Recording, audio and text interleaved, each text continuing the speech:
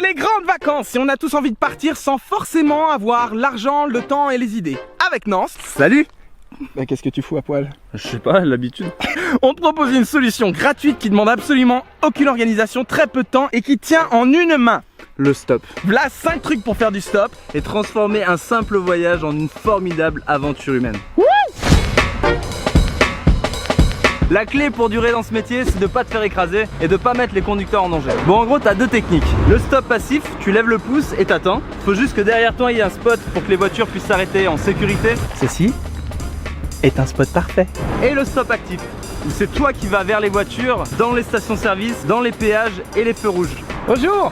Bonjour monsieur. Est-ce que vous allez à Saint-Pierre-et-Miquelon? Non, pas du tout. Merci beaucoup, bonne journée. Il allait pas à Saint-Pierre-et-Miquelon? À ne pas confondre avec le stop hyperactif.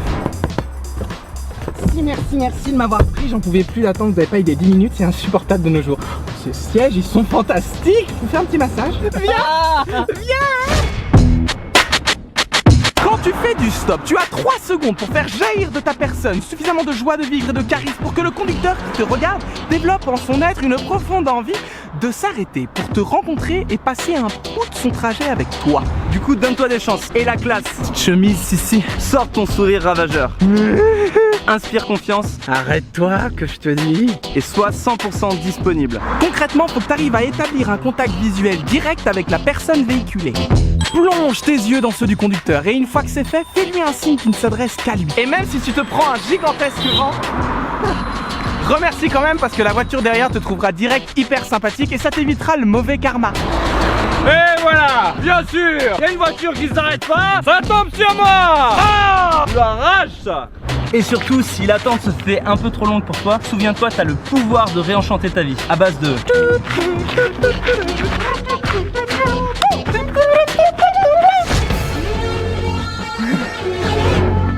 Tout est dans la vitesse d'exécution. Choque ton sac, cours jusqu'à la voiture. Dis bonjour. Bonjour, vous allez où?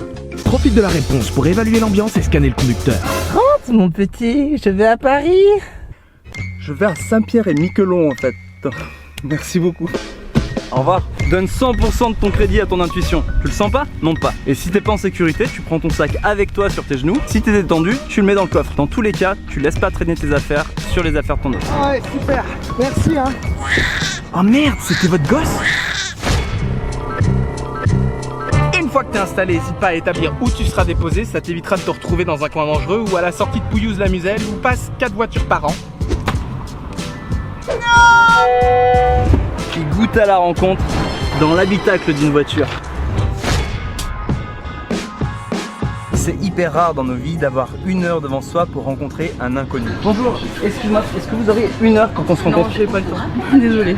On passe notre temps avec des gens qu'on connaît déjà et là on va avoir l'opportunité de rencontrer quelqu'un sans le choisir. Et ça ouvre un accès à une diversité unique et précieuse. En stop, tu rencontres des gens que tu vas peut-être jamais recroiser de ta vie. Il n'y a aucun enjeu, pas de conséquences, donc tu peux te lâcher. Alors ose te confier sur des sujets dont t'as jamais parlé à personne. La vision de la vie, de l'amour, des hontes, des doutes, des regrets, des célébrations. Et pose des questions, sois prêt à découvrir de nouvelles manières de voir la vie.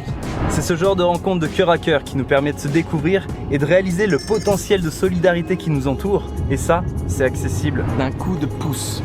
En guise de conclusion, on a un petit défi pour toi, c'est de taguer la personne avec qui tu vas faire ton prochain voyage en stop. Alors challengez-vous et écoutez-vous aussi. Souvenez-vous, les plus beaux voyages sont pas forcément les plus longs, surtout quand on a le goût de la rencontre. Et lâchez un commentaire sous la vidéo une fois votre aventure faite pour inspirer les autres. Et voilà, typiquement, il paraît, parce que ça on n'a pas encore partagé, mais il paraît quand tu partages la vidéo, t'as plus de chances d'être pris en stop. Bah ouais, partager c'est sympa.